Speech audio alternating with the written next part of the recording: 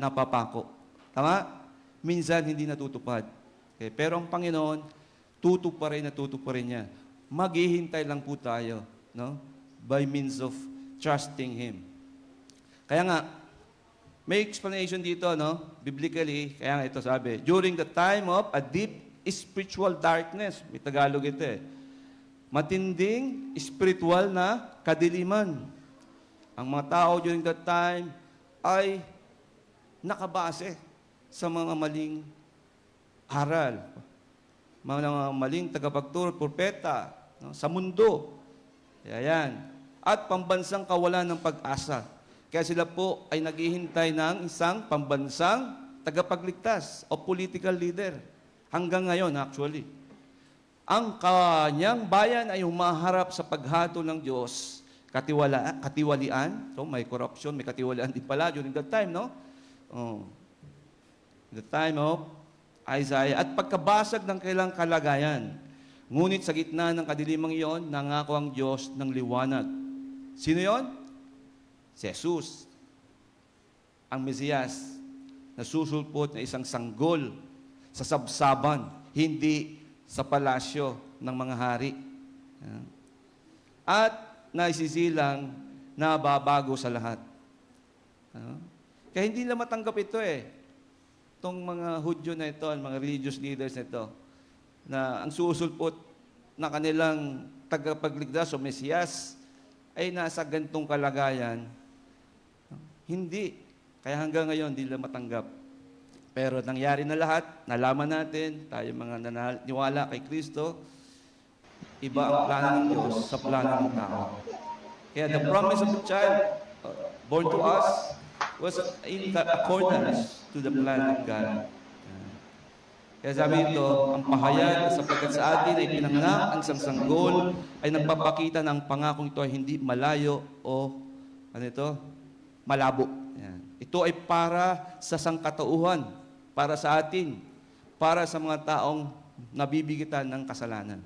Ito yung main purpose why God, no, in the form of human being, in the name of Jesus Christ, sent His begotten Son, ipinadala, ibinigay ang kanyang bugtong na anak. Kaya doon John 3:16, no? For God so loved the world, upang sino mang sumampalataya sa kanya hindi mapahamak, kundi magkaroon ng buhay na walang hanggan. Kaya nga, hanggang ngayon, mga tao ay hindi sigurado sa kanilang buhay. Takot, no? At hiwalay sa Diyos. Kaya nangyayari sa bayan natin. Resulta po yan, no? Ng malayo sa Diyos. Kaya itong mensahe pong ito ng Kapaskuhan, diwa man yan o puso man yan, ay hindi na natiling malayo ang Diyos. Kung malala niyo yung message natin doon sa Buntong Palay. Apat na greatest. Siya ay lumapit at nanahan sa gitna natin. Pinatutuhanan niya ng kanyang mga unang alagad. Pinatutuhanan niya. Kaya tayo din po mga kapatid, magpatotoo na ang Diyos natin ay nanahan sa atin.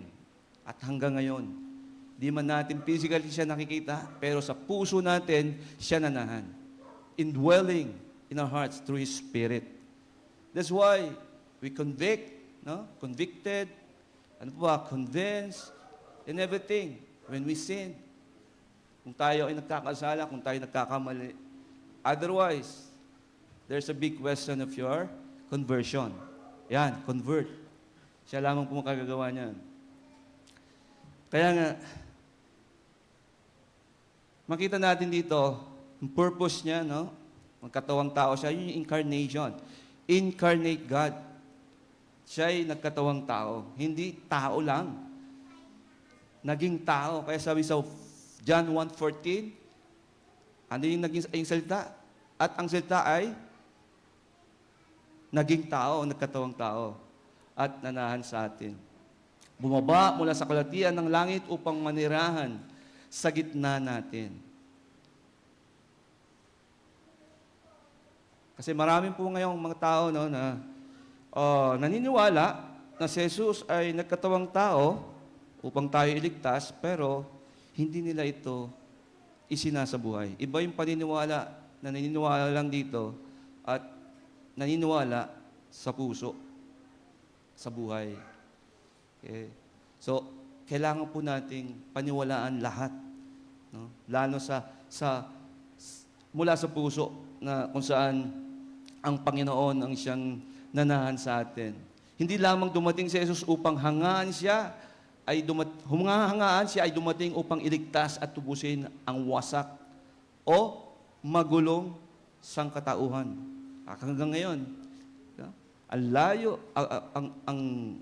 ang gulo, kailan lang may mga pinagbabaril sa Australia na parang mga hayop o mga ibon. Saan ka nakakita ng ganyang kaisipan kung hindi iyon ay inspired ng evil? Okay?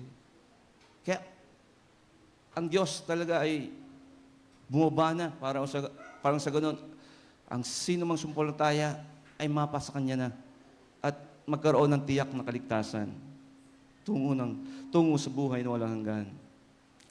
And Christ's birth was not merely a nice day or story. It was the beginning of salvation. Yung kanyang pagsilang, no, more than 2,000 years ago, not only the beginning of sacrifice, but it was the beginning of salvation. Yan yung great purpose, great salvation message ng Lord. Yan yung kalooban ng Diyos. And once and for all. Pag sabi once and for all, hindi na nangangulugan. Ang ginawa niya, ang lahat tao ay ligtas na. Hindi po. Kaya sabi doon sa bandang uli, for those who believe, have an everlasting life. Those who believe have an everlasting life. Kaya mayroong may condition. Kasi may niniwala, ginawa ni Jesus Christ, naligtas na ako. So therefore, sa langit ako pupunta. Kaya may paniniwala, kapag namatay ang tao, sa langit na pupunta, kahit hindi siya sumampalataya. So, yan theological yan.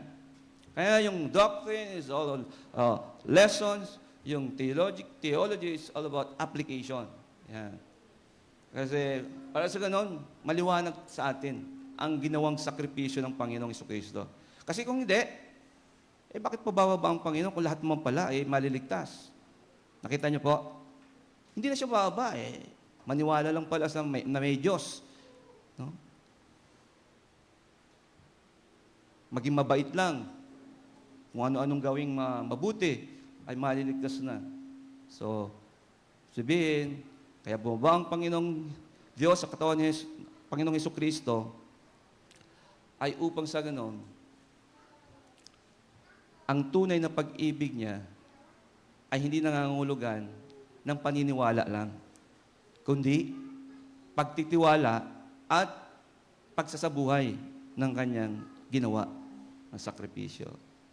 Kaya nangyari ngayon sa ating bansa, no? Dahil sa maling turo, ayan na kung saan nababayaran ng kasalanan.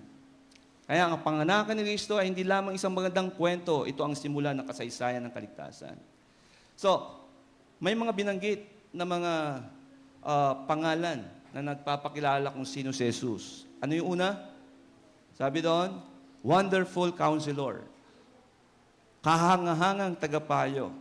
Bakit kaya tagapayo agad o counseling ang focus ng pagdating ng ating Panginoon Kristo? Dahil nga ang mga tao during that time, magulo ang isipan, malayo sa Diyos, sa sarili nakabatay ang kailang paniniwala na may Diyos, at kaya nilang magkaroon ng kaligtasan. So, kaya nga, Jesus not just wise, hindi lamang siya marunong, matalino, ang kanyang karunungan ay lampas sa ating lubos na pagkaunawa. So, ginagaba niya tayo palabas ng kalituhan at kasalanan. Kaya, sabi nga, we must have the mind of Christ. Otherwise, hindi kaya nating maarop Only the Spirit of God can know no, the deepest things of God. That's why we have the Spirit of God through Christ. Kaya nga, di ba, na-notice natin, na-discern natin what is right from the what is right, and then what is wrong from the right. Parang ganun eh. Kikita natin at kung ano dapat nating gawin. And pangalawa, mighty God. Kaya nga siya Almighty God, and then omnipotent God. Mighty meaning powerful. He is God.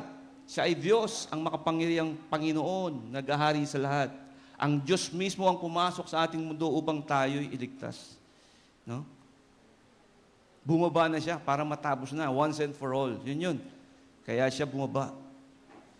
Dahil dakilang pag-ibig niya sa sangkatauhan, sa sanlibutan, at ayaw na niyang magpatuloy pa ang kasamaan na umiiral. Lalo na po yung nagtuturo ng mga maling aral. Even during that time. Kaya nga may Jeremias pa eh. Isaiah, Jeremiah. Alam mo si Jeremiah, the weeping prophet. During this time as well, talagang iyak na lang siya ng iyak dahil napakatitigas ng mga puso't ulo ng mga ng bayan ng Diyos. In 40 years, he was weeping. But hindi siya tumigil na mangaral. Sana ganun din po tayo. Kahit nakikita natin sa paligid natin ngayon, pasama ng pasama. Kaawawa lang po ang mga taong walang Kristo sa puso't buhay. Kaya, tingnan niyo po maigi ang unang mga tao sa buhay niyo. Bago ang lahat. Pero napaka-importante din ang iba sa buhay natin. Pangaral, ibahagi natin si Kristo. Sapagkat sila po ay walang mga kapayapaan. That's why another name, characteristic of Messiah, Jesus Christ, is the Prince of Peace. Prinsipe ng kapayapaan. Huwag lang hari ng kapayapaan ay nasa langit. Kaya pinapakita din yung relationship ng Diyos Ama at Diyos Anak dito. That's why, in the same thing, tayo din po ay inaatasan maging nagdadala ng kapayapaan dito. Dahil si Jesus mismo ang prinsipe ng kapayapaan na nagdala ng tunay na kapayapaan ng aral ng kaligtasan. Ganap na pagpapanumbalik, pakikipagkasundo sa Diyos at kapayapaang higit sa anumang kalagayan o pangyayari. So yan po yung ibig sabihin niyan. Sa ano-ano yun? Ang apat na yun? Wonderful Counselor, Mighty God, Everlasting Father. Wala ditong Everlasting Father. Asan dito ba? Si Abby kasi pinagawa ko dito, no? Kanina ay umalis kami. Anyway, makita din natin na ang ating Panginoon si Kristo ay pwede nating tawaging Ama. No? Kaya nga di ba, John 10:10, I think. John 10:30. I and the Father are one. Okay. So in character, So kaya pagdating sa langit, sabihin ng ating Panginoon Kristo, siya rin ay magsasabing, siya ay aking mga anak. Bukod siya ay ating panganay. No? Panganay. Kaya nga, bilang pagsasabuhay, mga kapatid, at mga kaibigan, kung mayroon pa ditong hindi pa mananampalataya, ang Diyos po ay nagpapahalaga, nangangalaga. God cares enough to come.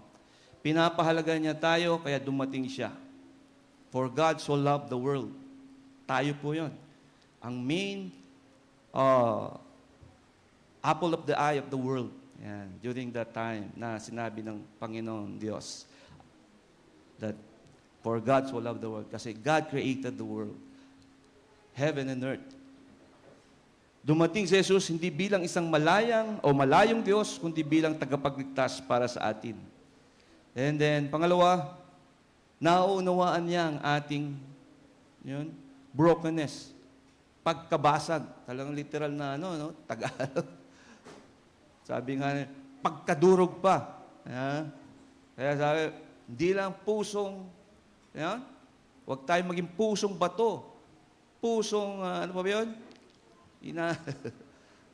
Dapat maging pusong dalisay. Bago maging pusong dalisay, dapat pusong basag.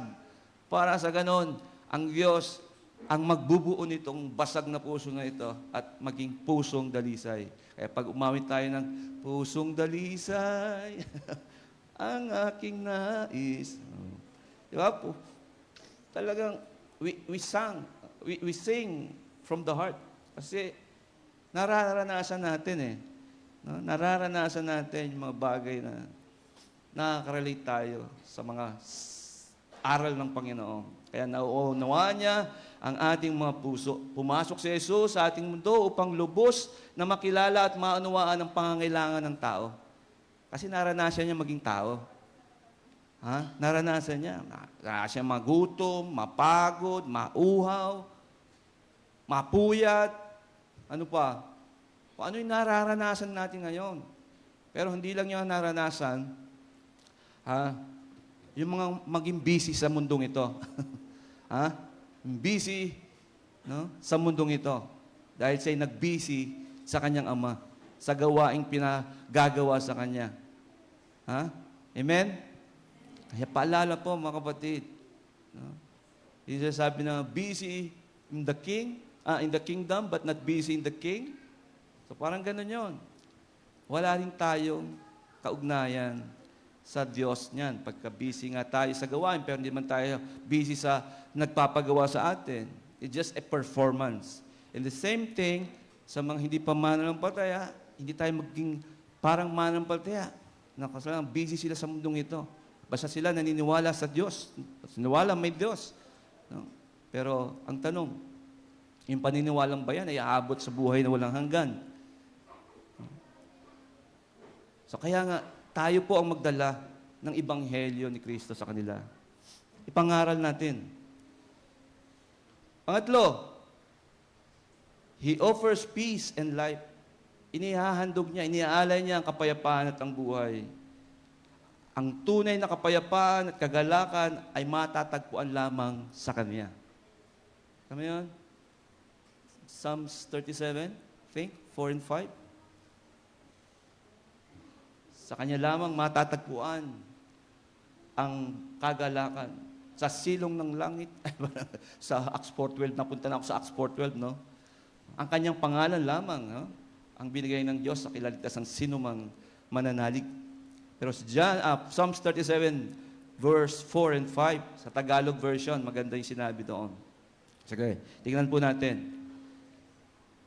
Kasi yung Tagalog ko dito. Bible app. May mga Bible app kayo dyan, ha? Okay. Ito, mga awit.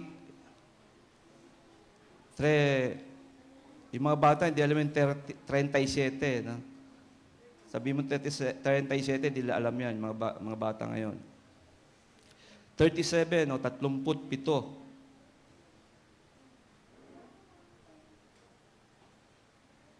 Sabi dito, ano ba yung nakano ko? 37. Verse 4. Delight yourself ito, no? Magpakaligaya ka naman sa Panginoon at bibigyan ka niya ng nasa ng iyong puso. Delight thyself also in the Lord, and He shall give thee, King James ito, the desires of thine heart. Ihabilin mo ang iyong lakad sa Panginoon, tumiwala ka rin naman sa Kanya at Kanyang papangyarihin. At Kanyang palalabasing gaya ng liwanag ang iyong katuwiran at ang iyong kahatulan ay gaya ng katanghaliang tapat. At ikaw ay magpapahinga sa Panginoon at maghintay kang may pagtitiis sa Kanya, huwag kang mabalisa ng dahil sa Kanya, nagubiginawa sa Kanyang lakad dahil sa na nagpapangyari ng mga masamang katha. So, kita natin dito talaga, ang mga pangako ng Diyos ay tunay ngang mapananalingan. And fourthly, He calls us to believe. Tinatawag niya tayong manampalataya. Ang kaligtasan ay tinatanggap sa pamamagitan ng pananampalataya at hindi ito sa mabubuting gawa. O relihiyon o tradisyon. It is by grace you have been saved through faith. So, kaya nga, bilang huling, ang hirap talaga ng Tagalog, no? Pag-anyaya, yan. Pag-engganyo. Ang Pasko, hindi lamang alaala ng isang pangyayari, 2,000 taon na ang nakalipas, ito ay paanyaya sa isang buhay na nagbabagong relasyon para kay Kristo. O binabago ni Kristo. Kaya kailangan natin patuloy na pag-igtingin ang ating relasyon sa Kanya. Kaya hayaan ang propesiya ni Isaias na umalingaw-ngaw sa iyong puso sapagkat sa atin ay pinanganak ang isang sanggol. For to us,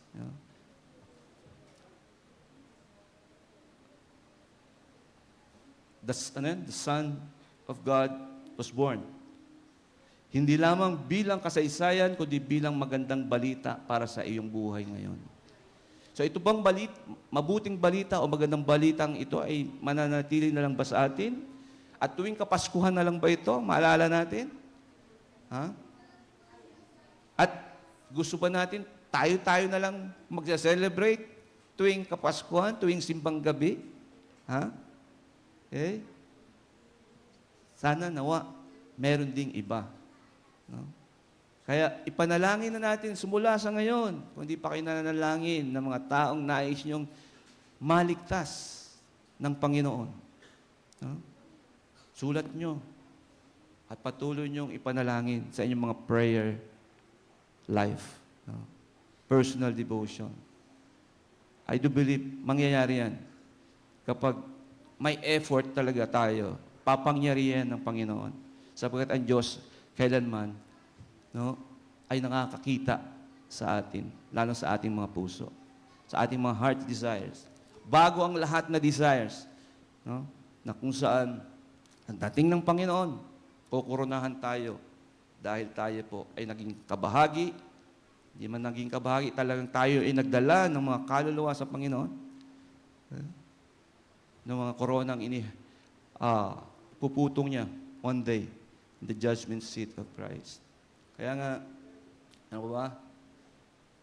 Ayan. Kaya nga, the King has come, ang hari ay dumating na more than 2,000 years ago, at bago yan, 700 plus years bago natugon ng Panginoon, sabihin ni Propeta Isaias, sa propesiya niya. Kaya, nawa, patuloy nating isabuhay at ipahagi sa iba, mga kapatid. May 2 pa tayong gabi. At Lord willing, sa mga susunod taon, 5 gabi na tayo. Okay? Para mas lalo nating mapagandaan, mas lalo nating bahagi, makapag-imbita natin. Ito, gawain na ito. Ha? At kung sa ganun, masarap magkape kapag may nasiran tayo ng gospel.